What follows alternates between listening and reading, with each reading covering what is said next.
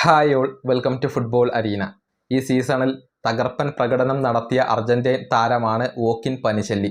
സ്ട്രാസ്ബർഗിന് വേണ്ടി മികച്ച പ്രകടനമായിരുന്നു അദ്ദേഹം നടത്തിയിരുന്നത്. ലീഗ് വണ്ണിൽ 16 ഗോളുകൾ അദ്ദേഹം നേടിയിരുന്നു.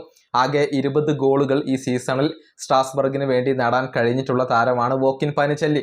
അങ്ങനെ അർജന്റീന ദേശീയ ടീമിലേക്ക് കടന്നു വരാൻ അദ്ദേഹത്തിന് കഴിഞ്ഞു. പക്ഷെ വലിയ ഒരു ദൗർഭാഗ്യം അദ്ദേഹത്തെ പിടികൂടി, ഗുരുതരമായി പരിക്കേറ്റു. ഈ സീസൺ മുഴുവനും അദ്ദേഹത്തിന് നഷ്ടമാവുകയാണ്. വേൾഡ് കപ്പിൽ നിന്നും അദ്ദേഹം പുറത്തായി എന്ന ദൗർഭാഗ്യകരമായ ഒരു വാർത്തയായിരുന്നു പുറത്തേക്ക് വന്നിരുന്നത്.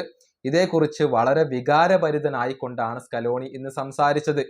സ്കലോണിക്ക് അദ്ദേഹത്തെക്കുറിച്ച് സംസാരിക്കുന്ന സമയത്ത് വാക്കുകൾ മുഴുവനാക്കാൻ കഴിഞ്ഞില്ല.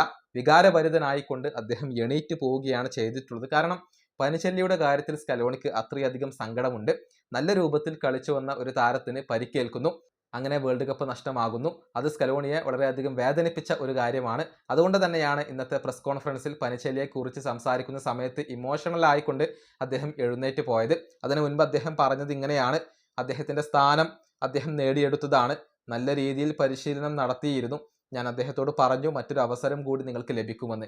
ഇത്രയും പറഞ്ഞുകൊണ്ട് സ്കലോണി വാക്കുകൾ മുഴുവനാക്കാൻ സാധിക്കാതെ എഴുന്നേറ്റ് പോവുകയാണ് ചെയ്തിട്ടുള്ളത്. ഇമോഷണൽ ആയിക്കൊണ്ടാണ് ഈ താരത്തെക്കുറിച്ച് അദ്ദേഹം സംസാരിച്ചത്. കാരണം പനിശെല്ലി ഹാർഡ് വർക്ക് ചെയ്തുകൊണ്ട് നേടിയെടുത്ത ഒരു സ്ഥാനമായിരുന്നു ഇത്.